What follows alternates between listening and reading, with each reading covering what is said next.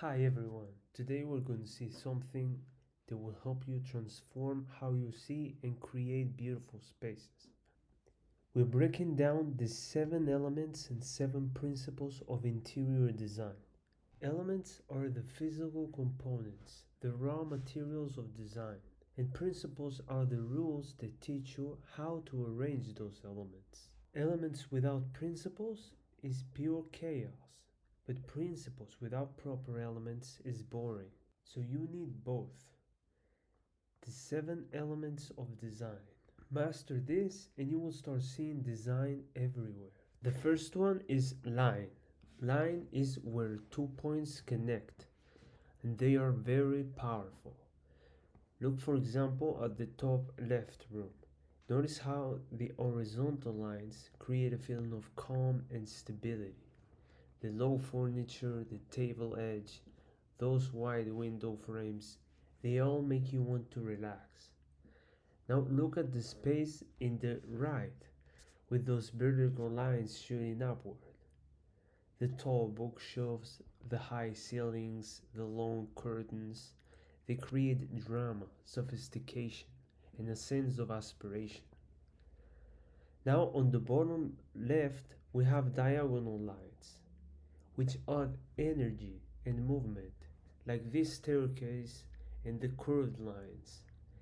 They soften everything, creating an organic flowing movement through the arches and rounded furniture.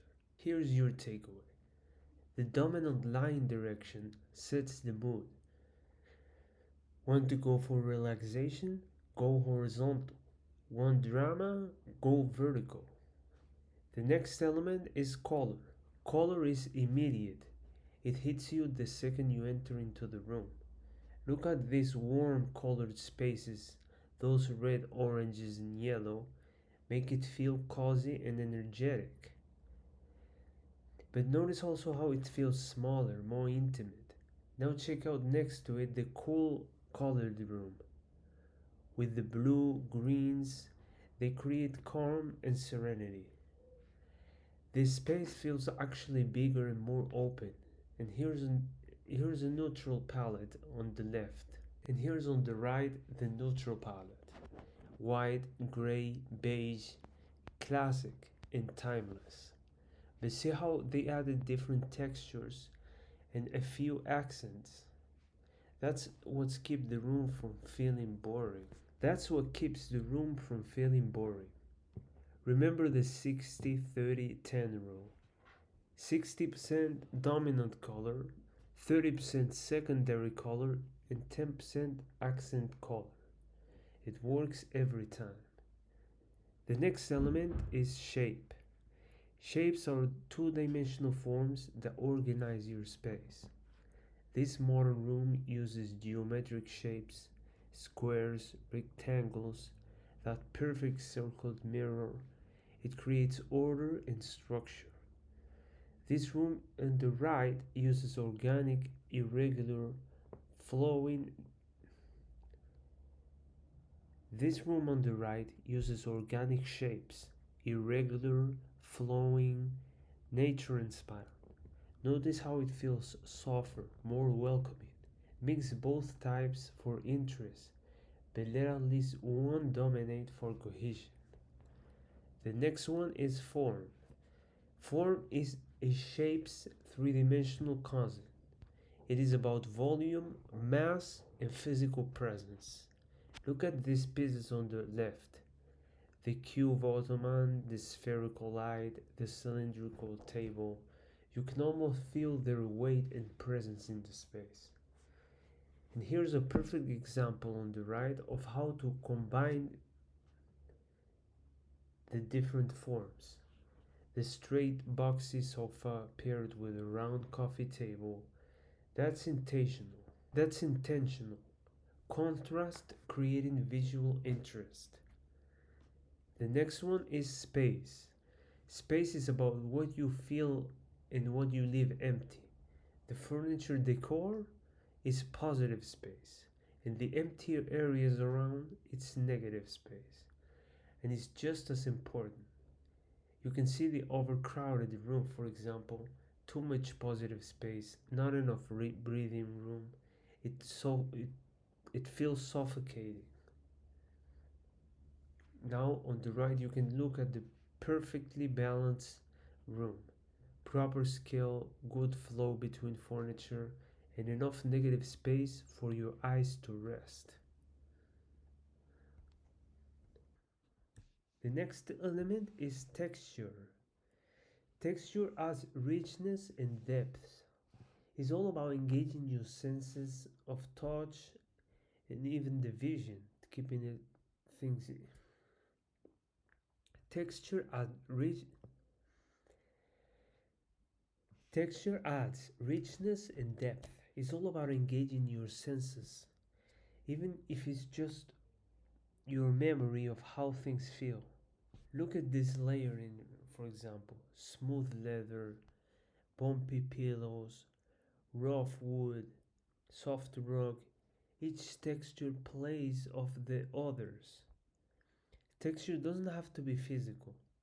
These wallpapers and printed fabric that we see in the photo in the right create visual texture. Your brain remembers how they might feel. The next element is value and light. Value is the lightness or darkness of colors and surfaces. See on the left side how this dark background makes the light furniture pop? That is contrast. It creates depth and focal points. Never underestimate the power of light. It changes how every color and texture looks. Because natural light shifts throughout the day, your artificial lighting needs to be versatile. Pay attention to the color temperature and always use layering techniques to mix ambient lighting for general brightness, task lighting for reading or working, and accent light to highlight your decor.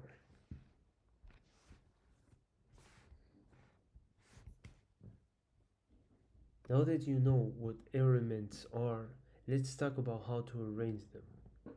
These principles are your organizing strategies. First, balance. Balance creates visual stability. This is about symmetrical balance. Mirror image on both sides. It feels formal, calm, and elegant. It's perfect for bedrooms and traditional spaces. Next to it, we have asymmetrical balance. That large sofa is balanced by several smaller elements on the other side. Two chairs plus a big plant. Same visual weight but more casual and dynamic. And to the right we have radial balance. This is where everything is arranged around a central point. It creates intimacy and encourages conversation. The next principle is rhythm. It guides your eyes through the space. See how this room repeats certain colors and materials? Your eyes naturally flow from one to the next. This shows progression, gradually changing from small to large, light to dark. It creates movement and keeps things interesting. The next principle is emphasis and focal points. Every room needs a focal point, something that immediately grabs your attention. In this room, for example, is that bold artwork above the fireplace. Everything else is purposely more subdued so that the focal point can shine. Here's the focal point. Here, the focal point is more dynamic. Here on the right, the focal point is that dramatic light fixture. One standout piece can anchor the entire room. The next principle is harmony and unity. Harmony makes a space feel pulled together.